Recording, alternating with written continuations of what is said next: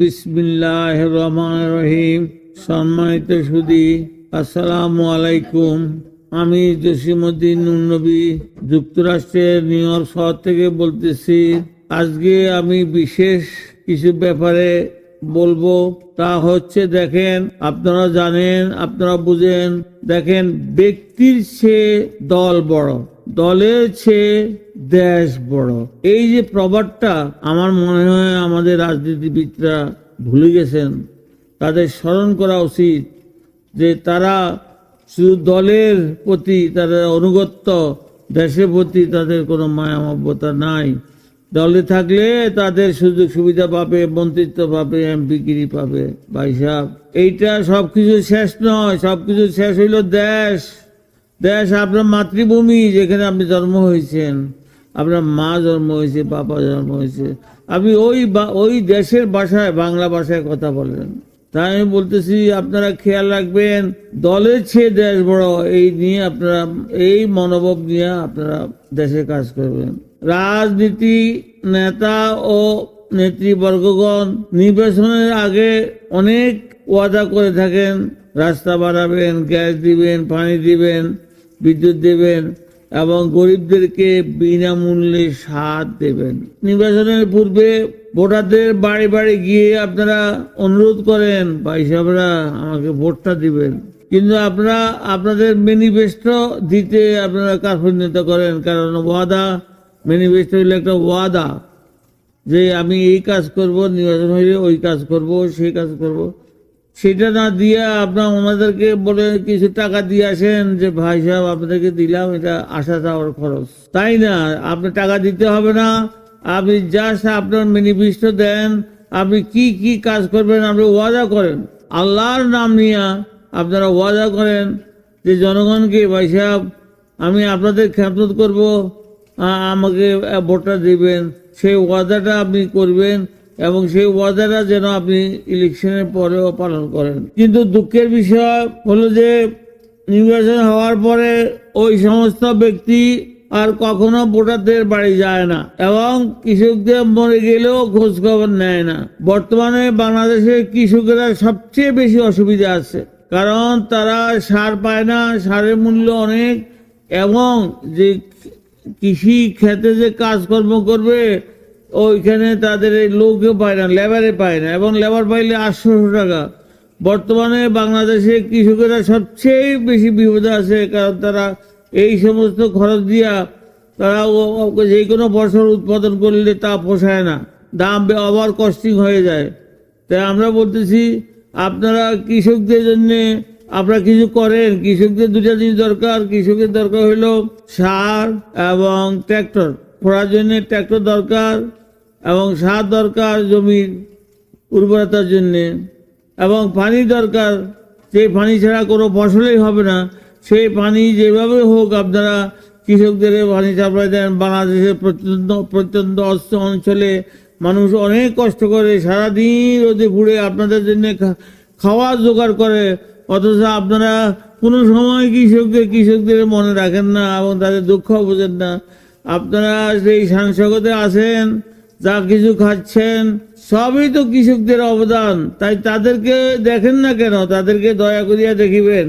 দুঃখের সহিত বলতে হইতেছে যে ওই সমস্ত মিথ্যাবাদী বেঈমান নেতৃবৃন্দের সাবধান করতেছি যে আপনারা যে ওয়াদা করছেন, বর্তমানে দেশে জনগণ অনেক সজাগ আছেন। আপনারা যদি উল্টা সিধা করেন, নিজের আখের গুছান, নিজের ব্যাংক ব্যালেন্স বাড়ান, নিজের ছেলেকে বিদেশে পড়াইতে যান এবং গুলশান বাড়িদারা বানাইতে, জার্মানিতে বাড়ি কিনবেন 3-4টা, তাদেরকে, এই সমস্ত ব্যক্তিকে মানুষও ক্ষমা করবে না, আল্লাহ কোনোদিন ক্ষমা করবে না। বর্তমানে আমি বলবো, বিএনপি একটি রাজনৈতিক দল, ফ্যাসিস্ট আওয়ামী লীগের বিতরণের পরে তারা নম্বরে এসে গেছে এবং তাদের দল বড়, তাদের লোকজনও আছে এবং তাদের লোকজন বর্তমানে মনে করতেছে তারা ক্ষমতা চলে গেছে বা যাবে, ক্ষমতার দ্বারপ্রান্তে তারা অবস্থান করিতেছে। এখন তাদের অনেক আশা ভরসা আছে, জনগণের অনেক আশা ভরসা আছে, কিন্তু জনগণের আশা ভরসা যদি আপনারা পূরণ করতে না পারেন, তাহলে মনে রাখবেন আওয়ামী লীগের মতো স্বৈরা শাসক হয়ে হয়ে যাবেন, তাহলে বাংলাদেশের জনগণ কোনোদিনও আপনাদেরকে ক্ষমা করবে না এবং আপনাদেরকে ওইভাবে যেইভাবে হাসিনাকে বিতাড়ন করেছে, হাসিনা দলকে বিতাড়িত করছে, হাসিনা রাজনৈতিক কর্মকাণ্ড যত সমস্ত অফিসার আছে বা অন্যান্য নেতা নেত্রী এমপি আছেন, মন্ত্রী আছেন, কেউ আছে একজন না বাংলাদেশে আসবে? ইম্পসিবল। বাংলাদেশে আসলে মানুষ ধরে ফেলবে। এবং দেখেন একজন নির্বাচন কমিশনার কে মানুষ ঘর থেকে নিয়ে আসে, দেখেন মানুষ কত ক্ষিপ্ত হয়ে আছে, কত মানুষ রাগ হয়ে আছে, এটা বলা ভাবিল। কারণ মানুষ অত্যাচারিত হয়েছে, দোষ কি? অত্যাচারিত হয়েছে, মানুষ এখন জাগ্রত হয়ে গেছে, ছাত্র জনতা জাগ্রত হয়ে গেছে, তারা কিছুতেই আপনাদেরকে ক্ষমা করবে না আপনারা যদি কোনো ভুল করেন। এই মুহূর্তে আমি বলতে চাচ্ছি, জনগণ ও দেশের স্বার্থে আপনারা অনেক কথাই বলে থাকেন এবং আপনাদের যেই সমস্ত নেতৃবৃন্দ আছে বর্তমানে, তারা আগামীতে হয়তো নির্বাচন করবে এবং সরকারি দলে তারা যাবে পার্লামেন্টে এবং ওইখানে মন্ত্রী এবং এমপি হবেন। কিন্তু আমার কথা হচ্ছে যে দেখেন, আপনার দেশে হয়তো ভালো, কিন্তু আন্তর্জাতিকভাবে আপনারা যদি খ্যাতি সম্পন্ন কোনো ব্যক্তির সাথে না রাখেন, তাহলে দেখেন বিদেশ থেকে আপনারা কোনো সাহায্য সহযোগিতায় পাবেন না। যেমন doctor Yunus recently China, Japan, Malaysia সফর করেছেন, ইভেন কি ইউএইতে সফর করেছেন।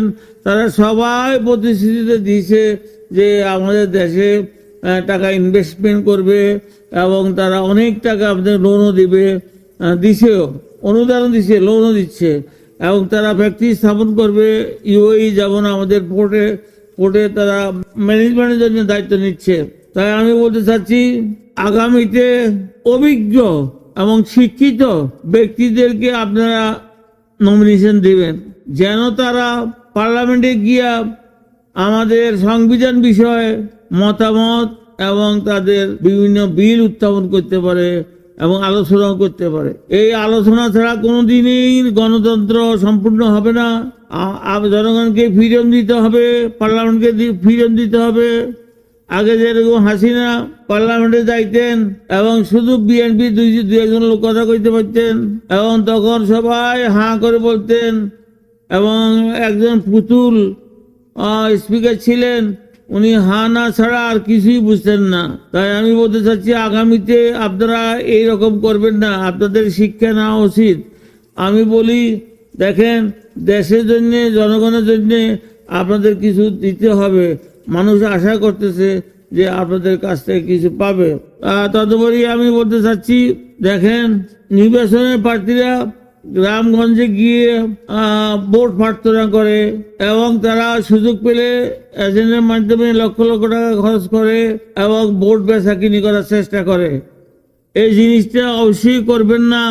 আমি আপনাদেরকে বলতে চাচ্ছি যে পৃথিবীর বিভিন্ন উন্নত দেশে, জাপান, মালয়েশিয়া, আমেরিকা যুক্তরাজ্য, ফ্রান্স, দেখেন নির্বাচন করে কিন্তু কোনো পোস্টার বা ব্যানার লাগায় না, লাগাইতে দেয় না সরকার আইন করে।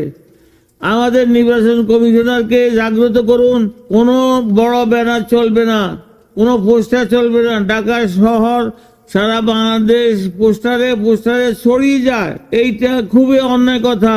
এইটা দিয়ে মানুষকে ধোকা দেওয়ার চেষ্টা করতেছে। তাই আমি নির্বাচন কমিশনারকেও বলবো, ভাইয়েরা আপনারা একটা নিয়ম করেন যে কত সাইজের পোস্টার হবে, কত সাইজের ব্যানার হবে। এই দেশে যুক্তরাষ্ট্রে আমি বলতেছি, শুধু রাস্তার কিনারে 4x6 একটা প্লে কার্ড, মানে রাস্তার কিনারে এটা লাঠি দিয়ে লাগাই দেবেন, বাস। মাথার উপরে কোনো পোস্টার ব্যানার হবে না এবং ওয়ালে কোনো পোস্টার হবে না। এইটা হইলে সাথে সাথে আপনি জরিমানা এবং তার নমিনেশন ক্যান্সেল করে দেবে নির্বাচন কমিশনার। এই জিনিসটা আপনারা একটু মাথায় নেন। আপনারা তো বিদেশি অনেক মেশিনারি, যন্ত্রপাতি, টেলিভিশন, টেলিফোন যা কিছু আছে, ইন্টারনেট সব নিয়ে বাড়িতে ঢুকাচ্ছেন, কিন্তু এই জিনিসটা, সামান্য জিনিসটা, নির্বাচনের যে আইন কানুন, এইটা ইন্ট্রোডিউস করছে না কেন? আমি বুঝলাম না আপনাদের প্রবলেম কোথায় আইন করতে, যেহেতু আপনাদের ক্ষমতা আছে আইন করেন। ততপরই আমি আর একটা কথা বলতেছি, দেখেন অনেকে মার এবং বাপের দোয়াই দিয়ে নির্বাচন করতে আসে, তার যোগ্যতা নাই, তার মার বদলে সে ক্ষমতায় আসবে, নির্বাচন করবে, বাপের যোগ্যতা সে আসবে। তোমার তো যোগ্যতা নাই, তুমি তোমার যোগ্যতা দিয়ে প্রমাণ করো। মা বাপের আর টানানি করবে না। মা বাপের টানানি করতে করতে বেগম, এই যে হাসিনা বেগম, উনি স্বৈরাচারী হয়ে গেছেন। উনি শেখ মুজিবের মাইয়া। এই কথা বলতে বলতে উনি দেশের মানুষকে এত কষ্ট করছে, এত নির্যাতন দিছে ভাই, অ্যারেস্ট করছে, মারছে, তারপরে গুম করছে, আয়না করে রাখছে। আহারে, মানুষের যে কি কষ্ট দিছে আল্লাহ গাভরেই জানে। আল্লাহ তার বিচার করুক, যেখানে থাকুক আল্লাহ তার বিচার করবেই। আমরা এটা মুসলমান হিসাবে এটা বিচার করি। তাই আমি আজকে বলতে চাচ্ছি যে আগামী নির্বাচন আমাদের হবে। ডক্টর ইউনূস সাহেব ওয়াদা করেছেন এবং নির্বাচন কমিটির সাথে কথা বলছেন, আগামী দিনে আমাদের নির্বাচন হবে।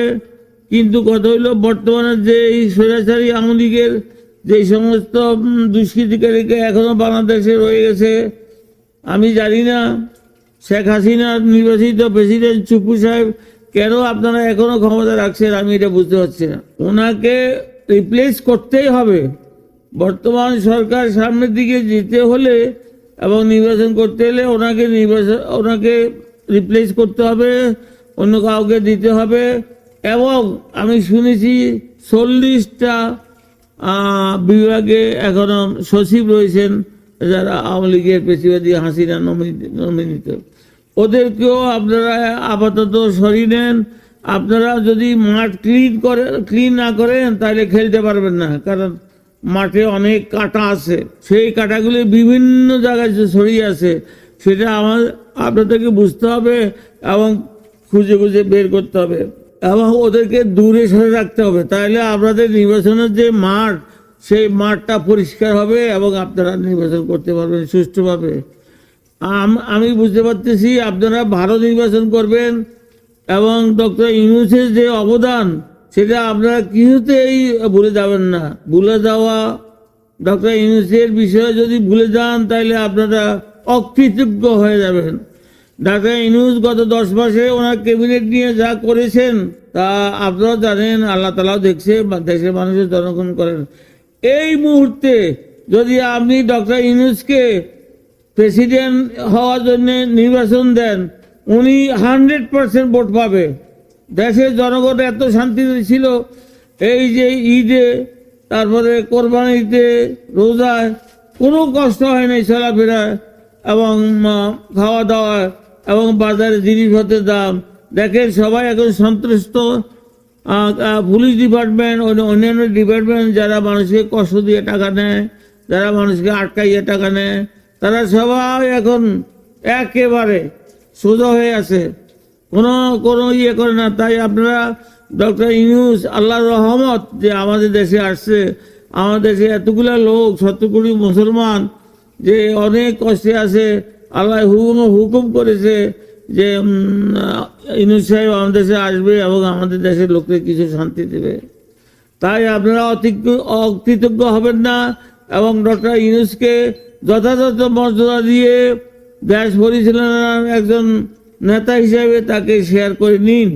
আমি অনুরোধ করব, দেখেন আপনাদের মাঝে যে সমস্ত নেতা আছে ভালো আছে, কিন্তু আন্তর্জাতিকভাবে গিয়ে যে একটা সম্মান আনবে, টাকা পয়সা আনবে, লোন আনবে, ফ্যাক্টরি আনবে, পারবে না আমি বলতেছি। তাই আপনাদেরকে অনুরোধ জানাবো যে আপনারা ডক্টর ইউনূসকে যেভাবে হোক, অনুরোধ করে হোক, নির্বাচনের মাধ্যমে হোক, যেভাবে হোক ওনাকে আপনাদের সাথে রাখেন এবং ওনাকে দিয়া ওনার কথা মতে বা বুদ্ধিমতে আপনারা দেশ পরিচালনা করুন। দেশে উন্নতি হবে, জনগণের উন্নতি হবে, দেশে শান্তি শৃঙ্খলা থাকবে, দেশ ভালো থাকবে। তাই আমার এই অনেকগুলি কথা বলার শেষে আমি আপনাদেরকে ধন্যবাদ জানিয়ে আমার বক্তব্য শেষ করছি। আল্লাহ হাফেজ, আপনারা ভালো থাকবেন।